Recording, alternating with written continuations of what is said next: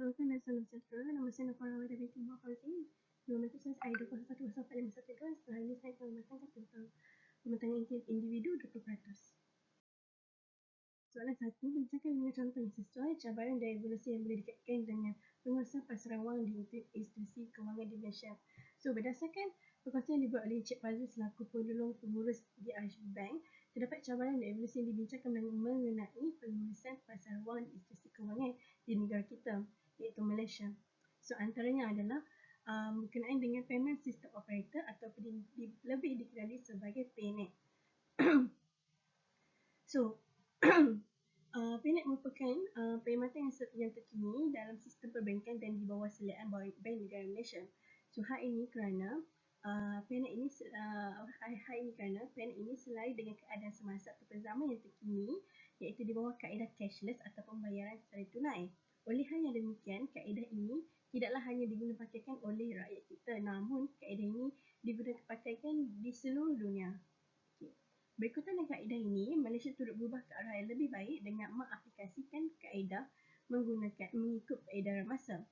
So, selain daripada itu, kaedah cashless ini ataupun pembayaran tanpa tunai dahulunya menggunakan kaedah borang secara manual yang akan diisi di bank. Kalau kita nak keluarkan duit, kita mesti akan isi borang kan dekat bank kalau dulu.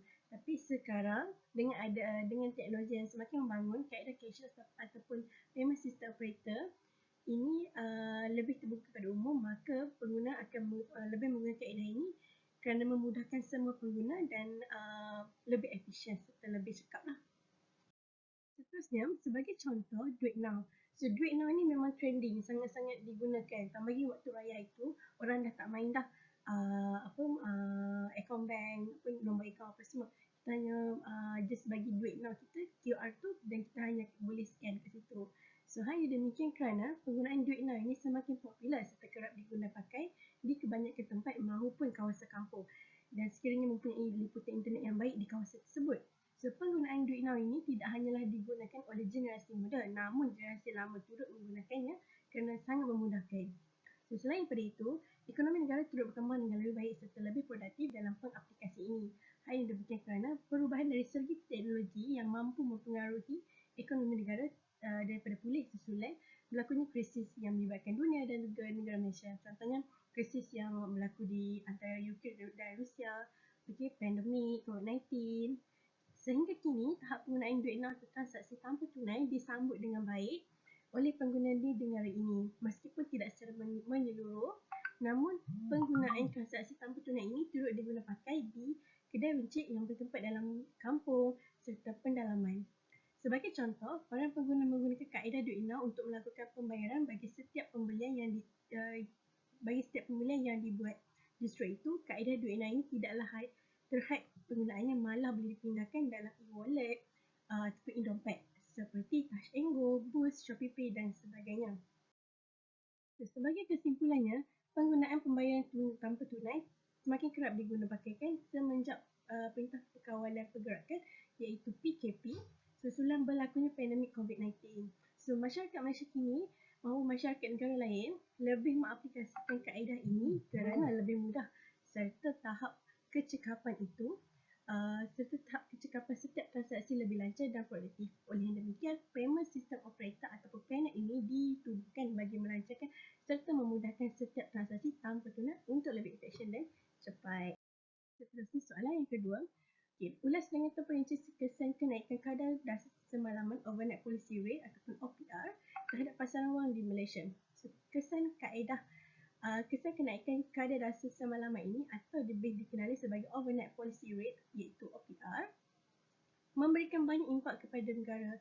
Hal ini kerana Jawatan Kuasa Dasar Monetary Bank Negara Malaysia telah membuat keputusan untuk menaikkan kadar OPR ini kepada 2%. So, keputusan ini dibuat bagi membaik pulihkan semula kegiatan ekonomi negara selain pembukaan semula ekonomi global di samping keadaan pasaran pekerja yang semakin baik. Walau bagaimanapun, keputusan kenaikan dasar ini banyak dipengaruhi oleh salah satunya disebabkan krisis atau konflik kenegaraan yang berlaku antara Ukraine dan Rusia serta keadaan pandemik COVID-19 yang melanda seluruh dunia. Oleh sebab itu, tujuan OPR ini adalah dibuat untuk bank negara iaitu Bank BNM mengawasi pergerakan tunai dalam ekonomi negara. Hal ini kerana OPR ini merupakan kadar bunga atau faedah yang akan memberikan keuntungan terhadap bank-bank dalam pasaran wang konvensional maupun pasaran wang Islamik. Antara kesan-kesan yang akan berlakunya semula pertambahan pelaburan dalam negara kita hari ini merujuk kepada membantu dalam segi menaikkan semula ekonomi negara memandangkan krisis dunia iaitu konflik tenteraan yang berterusan di Ukraine dan keadaan yang terkesan disebabkan wabak COVID-19 yang melanda seluruh dunia. Selain daripada itu, pertambahan pelaburan yang berlaku akan menyebabkan pertambahan atau peningkatan pelabur asing di negara kita. Okay. Bila banyak pelabur asing yang melabur negara kita ini, ia akan membantu ekonomi negara daripada pulih. Justru pada itu, kadar ringgit Malaysia akan mengalami penurunan kadar daripada kebiasaan.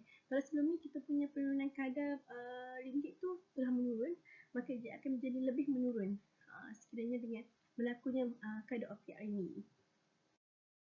Secara kesimpulannya, kesan kenaikan kadar dasar semalaman ini iaitu OPR terhadap pasaran wang di Malaysia turut memberikan kesan-kesan yang baik selain kesan buruknya terhadap rakyat Malaysia.